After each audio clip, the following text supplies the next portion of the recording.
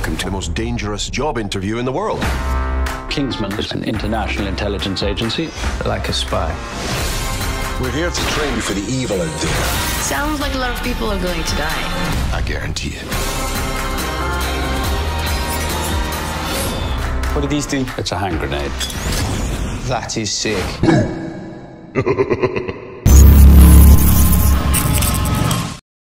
In 1997, a helicopter lands at a Middle Eastern compound. Men, including Harry Hart/Galahad, capture a leader thought to be a terrorist. Harry interrogates him, but the terrorist reveals a grenade pin in his mouth. In an act of bravery, Lee, one of the other men, gives his life by bravely jumping upon the terrorist to protect the others from the approaching bomb. After this terrible event, Merlin and Lancelot, the group's surviving members, take off their disguises. Lancelot is cordially welcomed to the Kingsman group by Harry. Following this, Harry goes to see Michelle, Lee's wife, to let her know that her husband has passed away. He also gives her an honor medal with a phone number on the reverse in case she needs help in the future. He tells her to identify herself in the event that she needs assistance by saying, "Oxford's not brogues," among other particular phrases. Michelle declines the medal, prompting Harry to approach Lee's son, Gary Eggsy, and pass the medal on to him. In Argentina, after 17 years, Professor James Arnold finds himself held captive by a gang of criminals. A knock on the door alerts the thugs, who are met by Lancelot. Following the altercation, Lancelot vanquishes the goons and even has a drink afterwards. But just as Lancelot is about to answer the door due to a second knock, he is assaulted by Gazelle, a lady who works for millionaire Richmond Valentine and has razor-sharp prosthetic legs. Gazelle and Valentine work together to free Arnold and take him with them. Harry meets Merlin and Arthur, the commander of the Kingsmen, at a tailor shop in London that doubles as a cover for their headquarters. They offer their condolences for Lancelot's loss and reveal links between his passing and earlier events in Uganda and Chechnya. Meanwhile, we find Eggsy, now in his early 20s, residing with his mother, her new husband Dean, and Eggsy's infant sister in a rundown apartment, struggling with financial instability. Eggsy goes to a pub with friends, only to encounter Dean's group of henchmen, before Eggsy admits to his companions that he took the henchmen's vehicle keys. The henchmen scare them. They had a joyride in the automobile before they run into the cops. Eggsy makes the audacious decision to reverse the automobile through the streets until it runs into another car. Eggsy accepts the guilt and doesn't betray his pals in spite of the consequences, which might result in his arrest and an 18-month prison term. Eggsy turns to face the medal slung around his neck, remembering the code phrase "Oxford's not brogues" and calling out the number etched on the reverse. Harry saves his bacon a few moments later. Harry and Eggsy go to the pub, where Eggsy is once more confronted by Dean's goons. Despite Harry's calm request for them to depart, the leader of the henchmen shows disrespect and orders Harry to leave instead. Unfazed, Harry takes action by locking the front door, emphasizing the importance of manners with the phrase, "Manners mocketh man." He quickly uses his umbrella to knock out the main thug with a glass, then uses it to dispatch the other thugs, even turning some of them against one another. Harry surprises Eggsy by giving him a quick slap on the shoulder before leaving, asking Eggsy to keep their meeting and Harry's powers a secret. Dean confronts Eggsy violently when he gets home on what transpired with his friend's automobile. Michelle tries to intervene, but she is brushed aside. Through a microphone he put on Eggsy's shoulder, Harry hears the altercation. Speaking into the device, Harry threatens to disclose Dean's misdeeds to the police unless he releases Eggsy. Eggsy escapes the flat and eludes Dean's henchmen once more. Following Harry's suggestion, Eggsy heads to the tailor shop where he finds Harry. Harry proposes that Eggsy consider joining the Kingsman organization. Eggsy, feeling like he has nothing to lose, agrees and accompanies Harry underground to a shuttle that takes them to meet other recruits. Eggsy is teased by a kid named Charlie and his buddies, but he soon makes friends with a girl named Roxy. Harry, meantime, queries Professor Arnold about his kidnappers when he runs into him on his way to class. Arnold feels agony as a reaction, which causes his skull to blow out. When two thugs burst into the building, Harry sets off a hand grenade and jumps out of a window. He sustains injuries from the explosion and goes unconscious. After hearing of Arnold's passing, Valentine makes the decision to find out who is asking questions about their whereabouts. Water starts to seep into the chamber as the recruits are fast sleeping. Except for Eggsy, every recruit swims to the restrooms to gather pipes and install them to create air pockets. Despite his efforts to open the door, Eggsy is unable to do so. He decides to break the mirror, allowing the water to flow into the adjacent room where Merlin was supervising.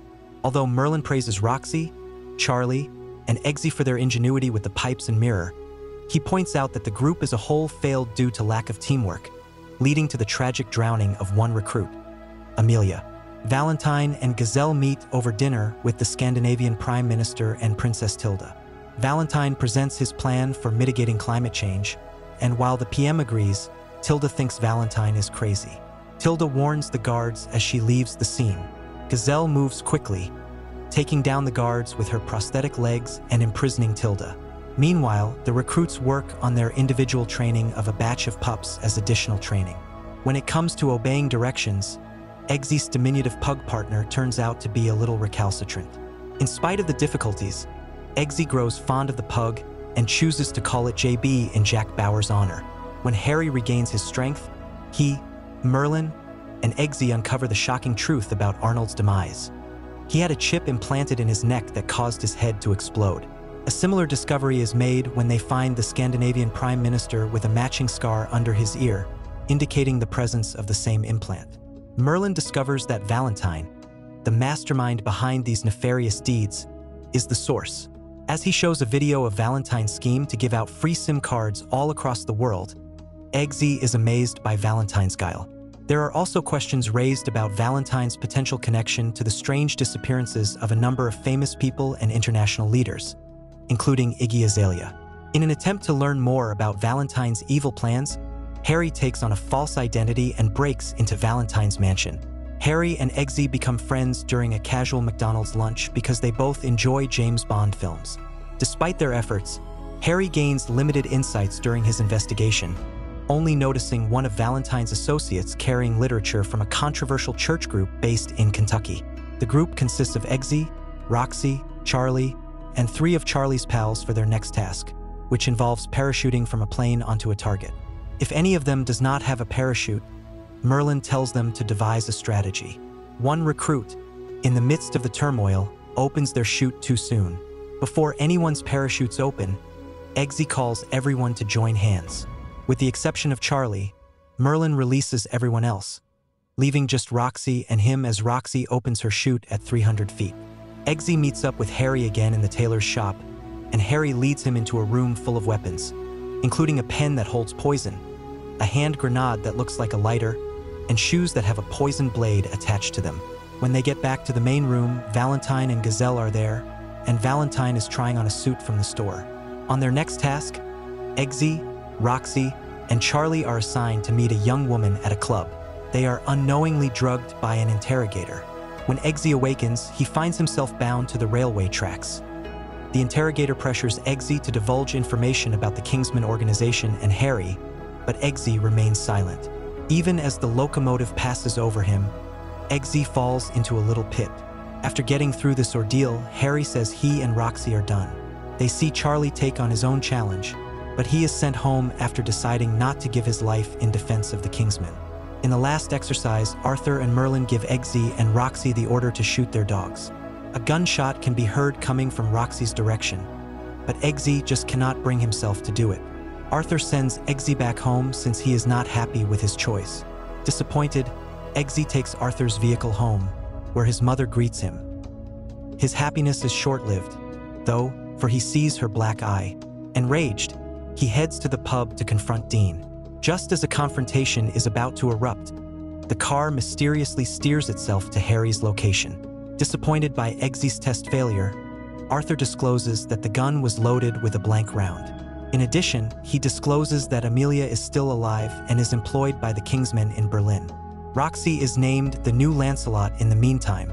Harry makes his way to Kentucky, where he attends a hostile church service and hears the pastor give a biased sermon.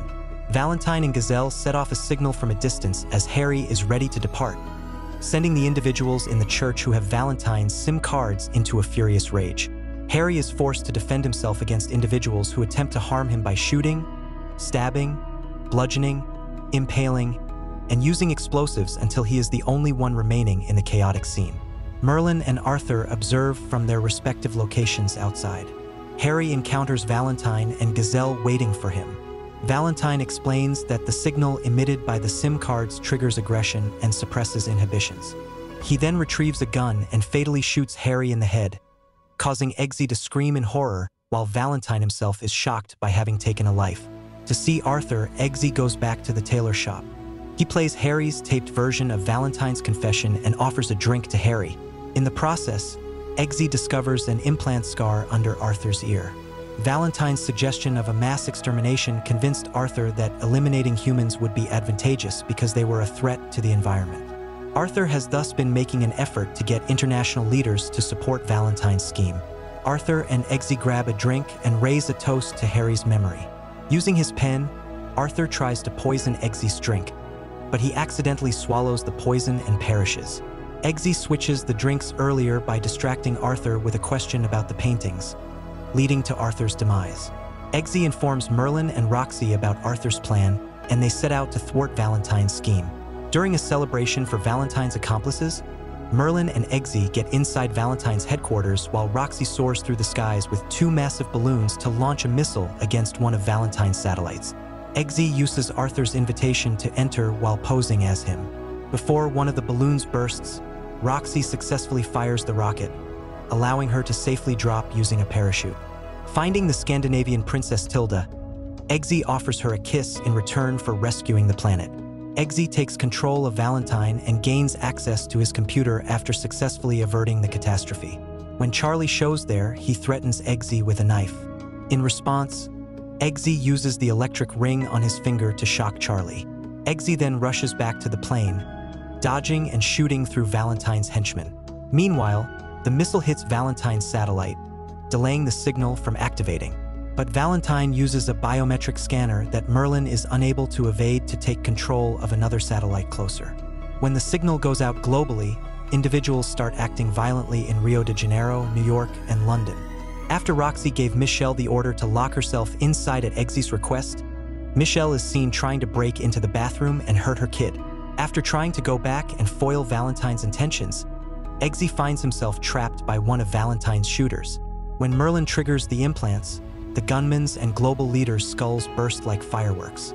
Eggsy confronts Valentine and Gazelle, briefly diverting Valentine's attention by shooting at them and removing Valentine's hand from the scanner, stopping the signal. Gazelle then bursts through the glass and attempts to attack Eggsy. The two engage in a fight, culminating in a dramatic clash. When Gazelle tries to hit Eggsy with her bladed legs, Eggsy thwarts her attack by poisoning her with the blade in his shoe. Subsequently, he takes off one of her legs and hurls it towards Valentine, impaling him and permanently turning off all signals. Eggsy is praised by Merlin and Roxy for rescuing the planet. After grabbing 2 glasses and a bottle of champagne, Eggsy leaves for Tilda's house. He switches off his surveillance monitor, saying he's going to get a drink with her. After the credits roll, the action moves to Michelle and Dean in the bar. When Eggsy shows up in a fancy outfit, he tells Michelle about his new job and its perks, like moving them away from Dean. Dean and his gang try to intimidate Eggsy again.